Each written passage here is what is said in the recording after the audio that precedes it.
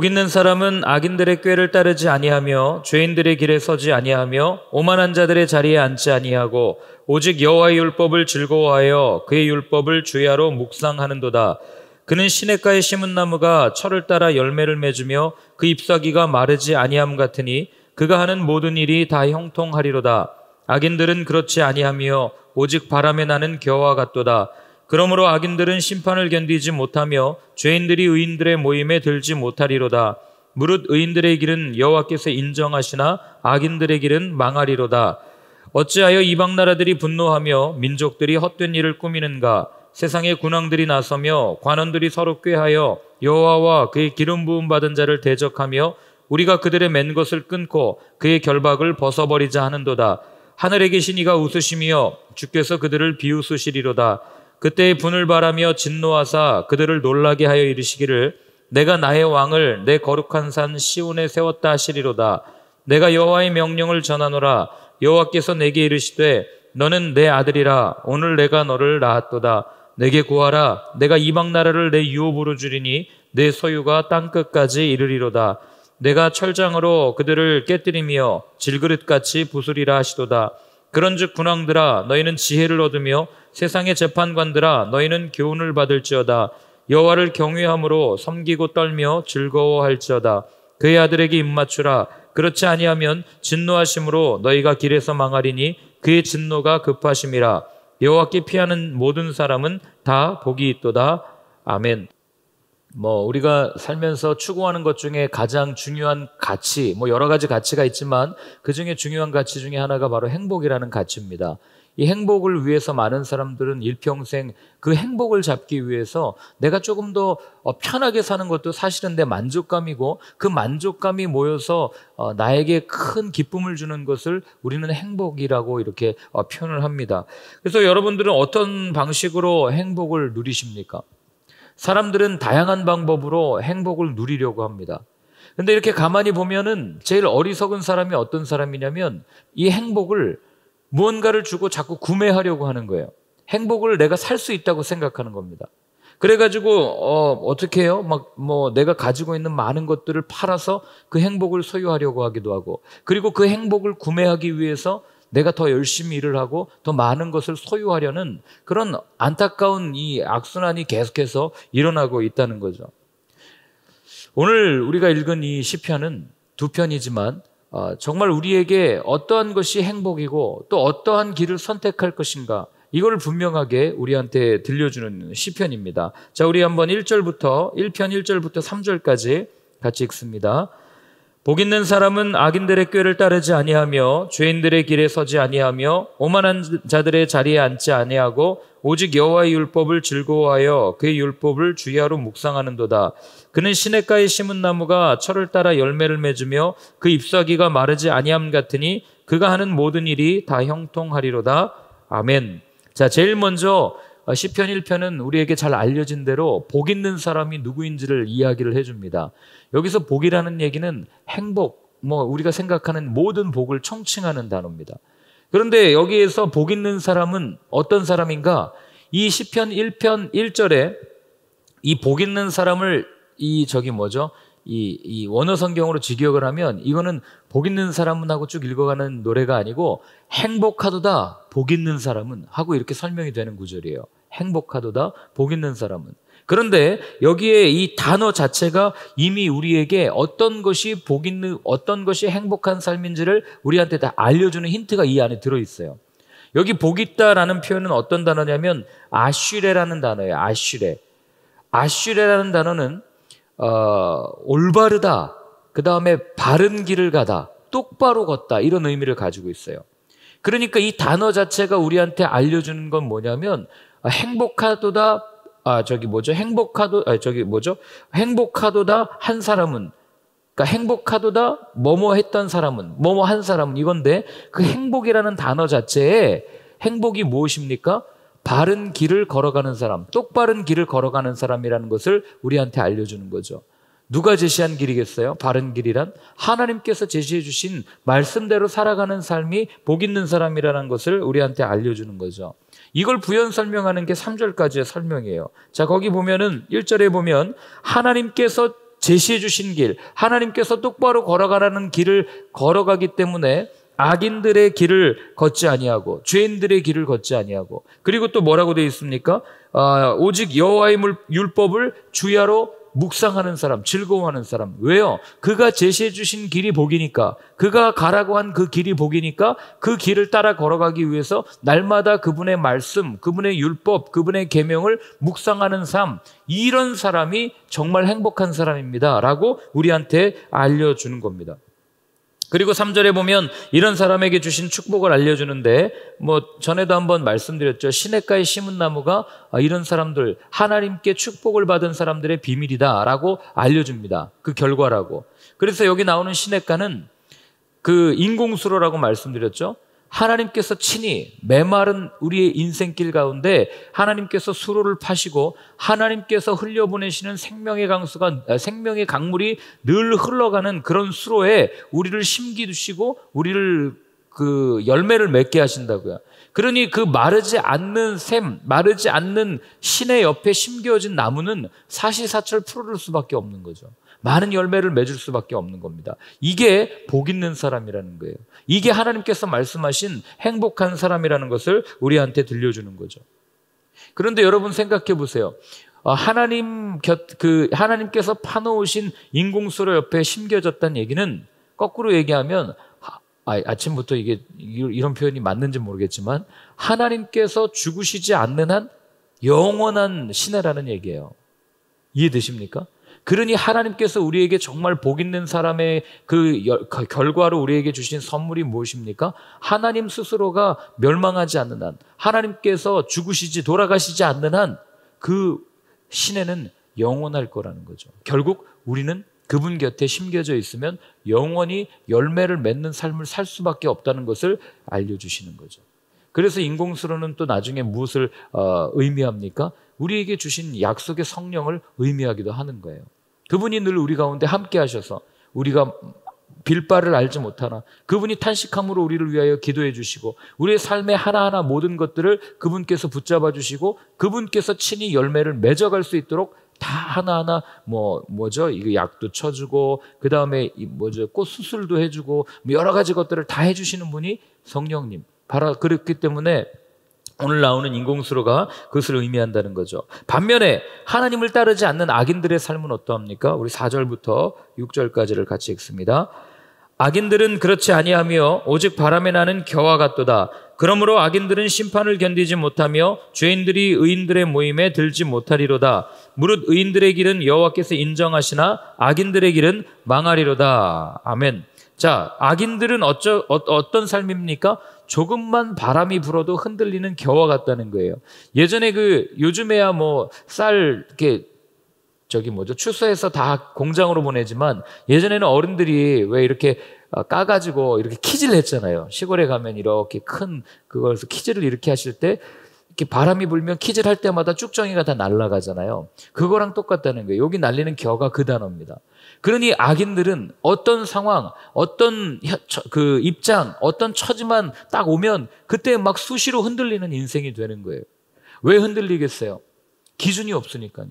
복 있는 사람은 아까 말씀드렸죠. 하나님이 제시해 주신 그 길을 똑바로 걸어가는 사람이라고 말씀드렸어요. 그러니 하나님의 행복한 사람, 복 있는 사람은 기준이 있는 사람이에요. 반면에 악인들은요, 기준이 없다고요. 그러니 이럴 때는 이렇고 저럴 때는 저렇고, 코에 걸면 코걸이고 귀에 걸면 귀걸이에요.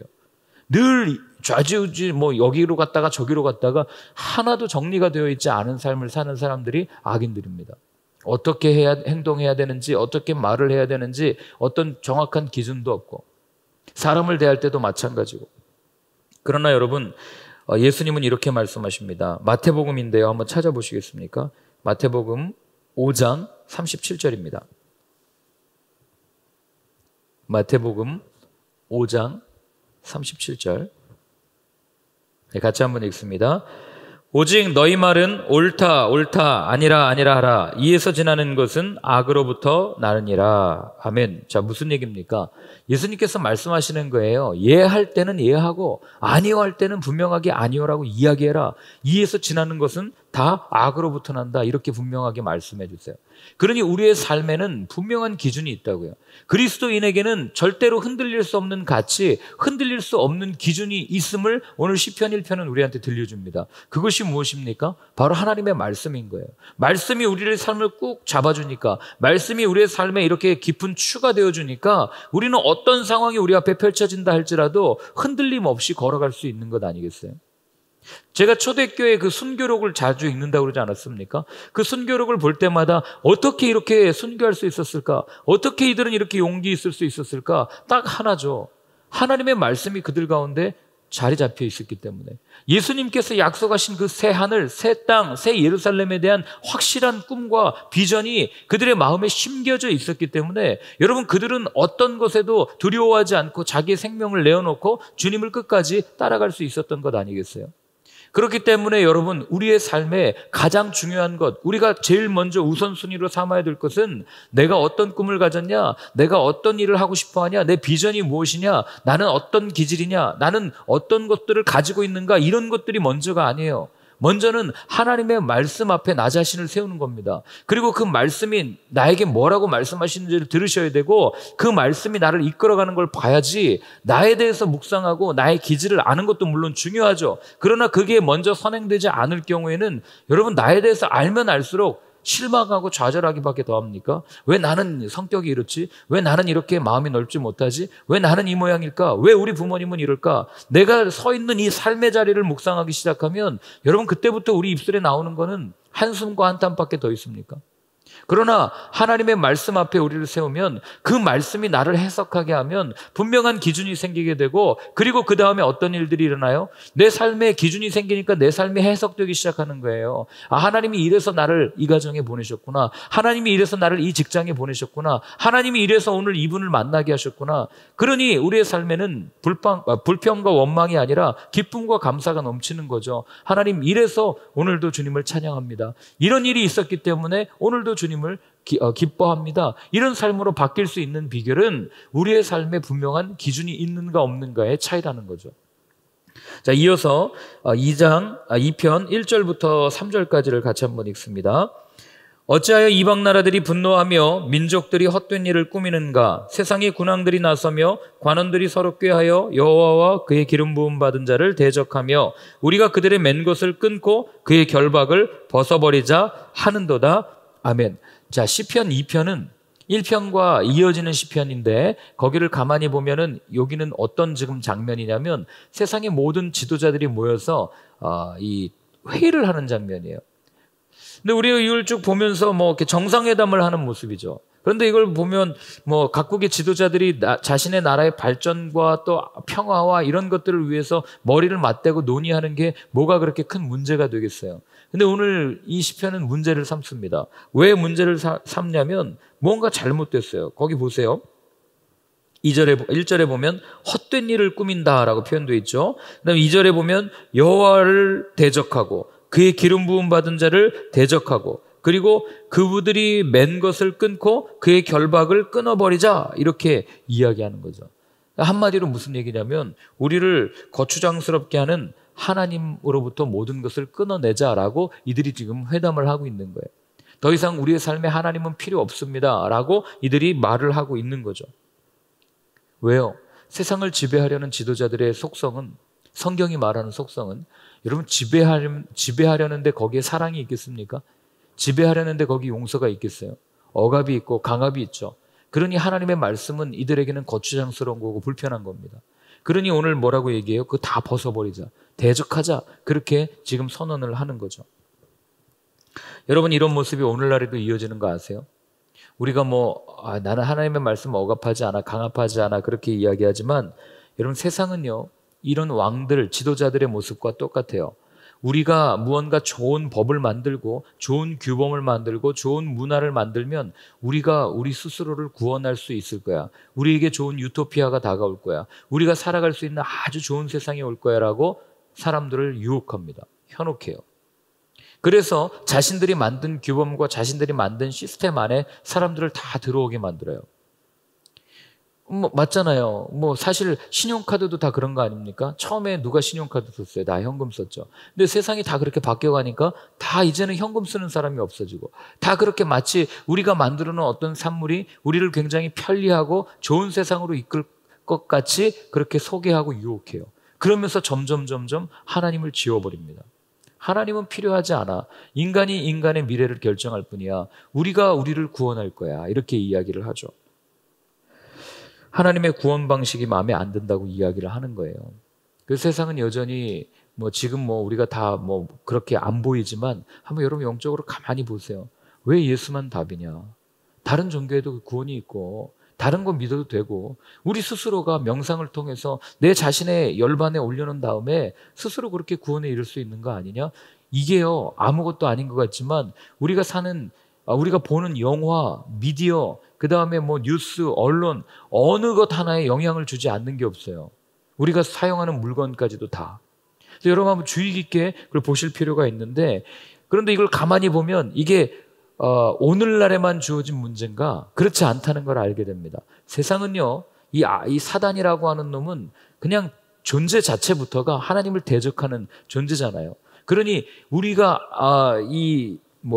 인간이 생겨나기 이전부터 그렇게 하나님을 대적했던 그 악한 영들이 지금까지도 예전에도 그렇게 영향을 주고 있는 거예요. 아닌 것 같지만 역사를 가만히 보세요. 아니, 그냥 성경에서만 말씀드릴게요. 성경을 이렇게 보면 바울이 선교여행을 갈 때 어디죠? 그리스를 딱 갑니다. 아테네를 가요.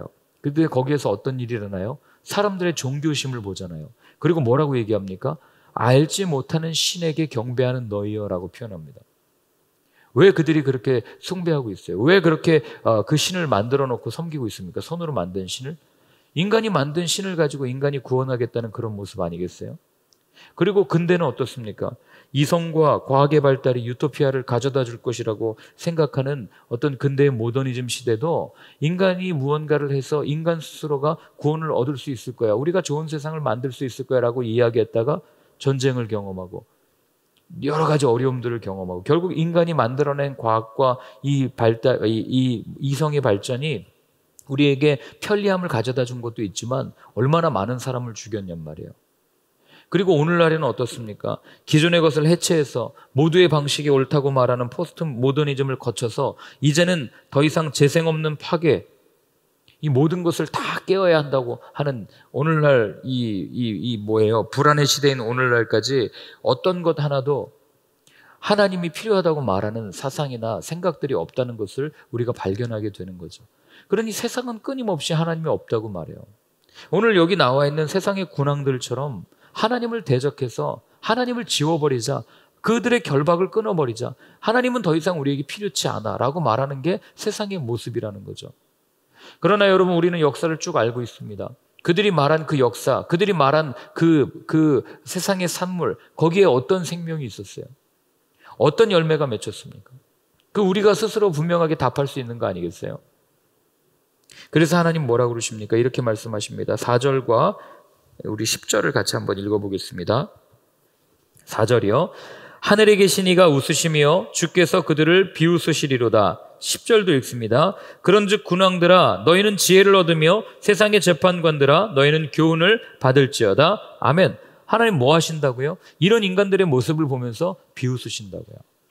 이게 그대로 한번 드러났던 사건이 바벨탑 사건이잖아요. 근데 사람들은 그걸 보면서도 이건 전설이야, 이건 그냥 아주 오래된 이야기일 뿐이야, 이렇게 그냥 생각하고 넘겨버려요. 그 안에 있었던 일들, 그게 여전히 오늘날에도 일어나고 있다는 그 사실을 바라보지 못하고 그냥 이건 옛날 이야기니까 괜찮아 하면서 그들이 했던 삶의 모습을 그대로 다시 답습하고 있다고요. 그러니 하늘에 계신 이가 어떻게 하신다고요? 웃으신다고요. 비웃으신다고요. 여러분, 10절에 나오는 세상의 재판관들아, 너희는 교훈을 받을지어다, 이거를요, 메시지 성경을 보면 뭐라고 되어 있는지 아세요? 이렇게 되어 있습니다. 건방 떠는 통치자들아, 교훈을 새겨라, 이렇게 되어 있어요. 건방 떠는 통치자들아. 그럼 우리는 이걸 가지고 이제 나는 통치자가 아니니까, 나는 정치 지도자가 아니니까 나에게 하는 말씀이 아니겠지라고 생각하지만, 여러분, 우리는 항상 태어나면서부터 무언가를 다스리는 존재 아닙니까?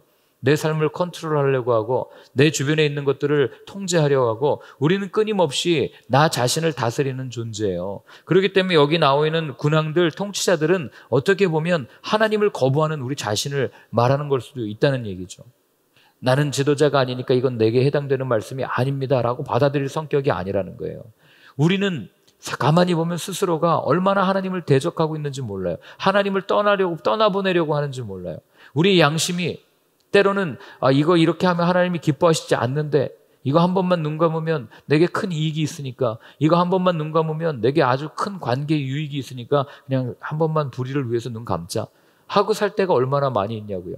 제가 극단적인 예를 들었지만 아주 이 삶 속에서 일어나는 많은 일들 가운데 하나님이 그토록 출애굽기의 계명을 통해서 거짓을 싫어한다고 말씀하셨는데 우리 매일 얼마나 많이 나 자신을 위해서 거짓말합니까? 우리 얼마나 많은 그 말씀들을 어기면서 살아가요. 사랑하라고 말씀하셨는데 얼마나 우리가 사랑 못하면서 사는 존재입니까? 그러니 오늘 여기 있는 말씀들은 끊임없이 누군가를 다스리려고 하는 우리 자신에 대한 말씀이라는 것을 우리가 알게 되는 거죠. 그렇기 때문에 여러분 기억하세요. 인간의 죄에 대한 해결 방법, 인간이 인간을 구원할 수 있는 방법은 세상에 존재하지 않아요. 누군가 여기로 가야 구원이 있다라고 말하면 여러분 그냥 무시하십시오. 왜냐하면 세상을 창조하신 분이 하나님이시라면 모든 그 구원의 방법 역시 하나님의 방법이 맞기 때문에 그래요. 그분의 방법을 따를 때에만 우리가 구원을 받을 수 있다는 거죠. 그럼 그분의 방법은 어떤 방법입니까? 7절과 8절 한번 읽어보겠습니다.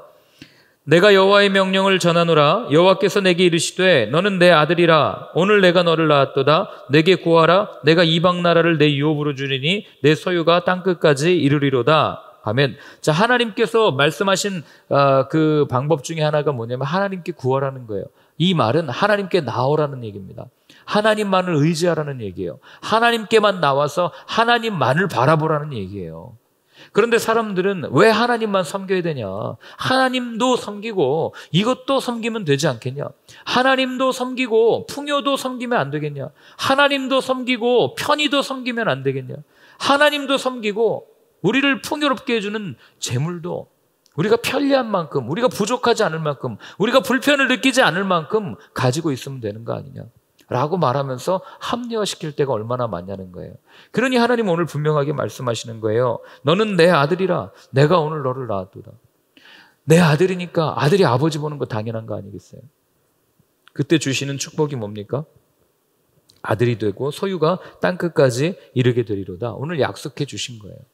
우리는 사실 이 말씀 잘 못 믿죠. 왜냐하면 내 눈에 당장 보이는 게 없으니까요. 내 눈에 이게 뭐예요? 이렇게 하나님이 예를 들어서 통장에 기도할 때마다 100만 원씩 넣어준다고 생각해 보세요. 그럼 누가 하나님 안 믿겠어요? 다 믿겠죠. 그렇지 않겠습니까? 오늘 아침에 예배 딱 왔다 갔는데 통장에 100만 원 딱 찍혀 있으면 여기 아마 몇 터질걸요? 그런데 오늘 이 말씀 내 소유가 땅끝까지 이르리로다. 도대체 이게 무슨 말씀일까? 여러분 진정한 축복은 내가 무언가를 소유한 데서 오지가 않아요. 이건 주일날도 말씀드렸잖아요. 가져봐야 불안과 염려만 있을 뿐이에요. 그러면 어디에서 진정한 축복이 오는가? 오늘 하나님이 말씀해 주시는 거예요. 계속 말씀 안으로 오라고 그러죠. 내 안으로 오라고 그러면 너는 내 아들이라고 얘기해요. 다 이게 무슨 용어입니까? 관계 용어예요. 진정한 행복을 누릴 수 있는 사람은 관계의 복을 받은 사람이에요. 어떤 관계입니까? 먼저는 하나님과 우리 사이가 완전히 허물어진 사람이죠. 아버지 앞에 가서 그냥 아빠하고 안겨갈 수 있는 사람. 어떤 사람들은 하나님한테 나간다고 막 엎드려서 빌고 40일 금식하고 막 정결하게 하고 목욕하고 나아가는데 어떤 아들은 그냥 아빠하고 달려가잖아요. 여러분 한번 생각해 보세요. 여러분들이 직장에 나갔는데 회사 CEO 대표이사를 만나는데 뭐 집에 있던 추리닝 바람으로 나가서 만날 수 있겠어요? 양치도 안 하고 머리 부시시 해가지고 아유 오늘 사장님 오늘 제가 조금 바빠가지고 좀 지저분하게 왔습니다 하고 그렇게 만날 수 있냐고요. 하다못해 나와 거래를 하는 다른 거래처 사장을 만나러 가도 최선을 다해서 꾸미고 가잖아요. 손해 안 보려고. 그런데 하나님 만날 때는요. 우리가 그렇게 안 해도 된단 말이죠. 그냥 있는 모습 그대로 아빠 하고 달려갈 수 있는 분이 하나님이란 말이에요. 이게 아버지와 사장님의 차이예요. 그러니 진정 복을 누리는 사람은 하나님과의 관계가 뚫린 사람이고 두 번째 하나님과의 관계가 뚫리면 이 사람과의 관계가 뚫릴 수밖에 없는 거예요. 하나님의 마음을 아니까 아들이 아버지의 마음을 알면 아버지의 뜻을 실현하게 되어 있거든요. 그러니 사람과의 관계도 하나하나 풀려가는 것들을 보게 되는 거죠. 여러분, 그래서 옛말에도 그런 말 있잖아요. 많은 것을 가진 부자가 정말 행복한 것이 아니라 적이 없는 사람이 행복한 사람이라고. 이게 다 일맥상통하는 말씀 아니겠어요? 근데 적이 없다는 얘기는 여러분, 먼저는 그 모든 담이 허물어진 사람들이죠. 그렇기 때문에 하나님은 우리에게 끊임없이 너는 내 아들이다, 내게로 와서 내 말씀 안에 거해라, 그 말씀을 해주시는 겁니다. 그리고 마지막으로 하나님께 나아가는 진짜 복받는 사람이 누구인지를 말려주시는데요. 우리 12절 한번 같이 읽고 마치겠습니다. 그의 아들에게 입맞추라. 그렇지 아니하면 진노하심으로 너희가 길에서 망하리니 그의 진노가 급하심이라. 여호와께 피하는 모든 사람은 다 복이 있도다. 아멘. 자, 12절에 보면 그의 아들에게 입맞추라. 그의 아들에게 입맞추는 사람만이 하나님의 복을 누리는 사람이요, 하나님 앞에 나아갈 수 있는 사람이라고 말씀해 주시는데, 그 아들이 그럼 누구겠어요? 누구겠습니까? 이게 시편 2편이 다윗이 지은 시니까 다윗 왕과를 이야기하는 거겠습니까? 물론 그것도 맞아요. 그러나 이 시편은 메시아를 약속하는 시편이에요. 따라서 아들에게 입맞추라라고 말할 때 이 아들은 누구를 말씀하시는 거겠어요? 예수 그리스도를 말씀하는 거예요. 그러니 하나님의 방법을 따르는 삶, 예수 그리스도를 통하여 구원이 있습니다라고 하는 하나님의 방법을 따르는 사람, 그리고 하나님의 말씀 안에 거하는 사람만이 진정으로 복 있는 사람이다라고 오늘 시편 2편은 1편과 똑같이 결론을 맺고 있는 겁니다. 여러분들 앞에 분명히 두 가지 길이 항상 놓여져 있을 거예요. 하나는 생명의 길이고 하나는 사망의 길이고, 그리고 하나는 세상의 길이고 하나는 하나님의 길일 거예요. 그 선택은 항상 성경은 우리한테 열어놓습니다. 어떤 길을 선택하시겠어요? 세상의 군왕들이 따르는 그런 길을 선택하시겠습니까? 아니면 하나님의 자녀, 아들들이 따르는 그 말씀 안에 거하는 하나님의 말씀이 기준이 되는 그런 삶을 선택하시겠습니까? 결정은 여러분들이 하셨으면 좋겠어요. 오늘 우리가 한번 같이 기도할 때는 이렇게 한번 기도했으면 좋겠습니다. 사망과 생명이라는 선택의 갈림길에서 좁아 보이지만 생명을 주시는 십자가의 길을 선택하는 나의 삶이 되게 하여 주옵소서. 하나님, 그 길은 너무나도 좁아서 걸어가고 싶지도 않습니다. 아무도 선택하지 않습니다. 그러나 우리는 압니다. 좁은 길로 들어가라. 좁은 문으로 들어가라. 거기에 생명이 있음을 압니다. 하나님, 오늘 우리가 함께 기도하며 함께 나 자신을 내어드리며 결단할 때, 예 주님, 내가 그 길을 선택하겠습니다. 생명의 길을 선택하겠습니다. 하나님의 말씀을 내 삶의 기준으로 삼겠습니다. 결단하는 아침 되었으면 좋겠습니다. 함께 기도하겠습니다.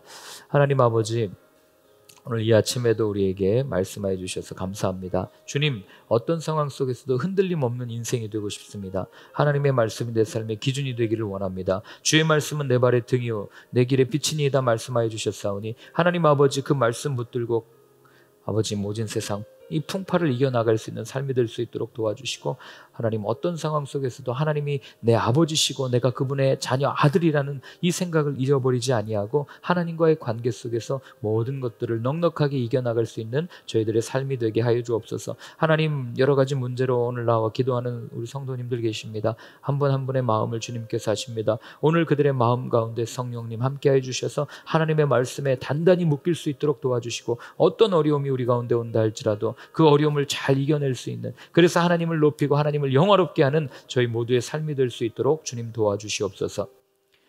이제는 우리 주 예수 그리스도의 크신 은혜와 하나님 아버지의 사랑과 성령의 인도하심이 주의 말씀을 삶의 기준으로 삼으며 주님 안에 거하겠다고 다짐하는 모든 분들 머리 위에 이제로부터 영원까지 늘 함께하여 주옵시기를 간절히 축원하옵나이다.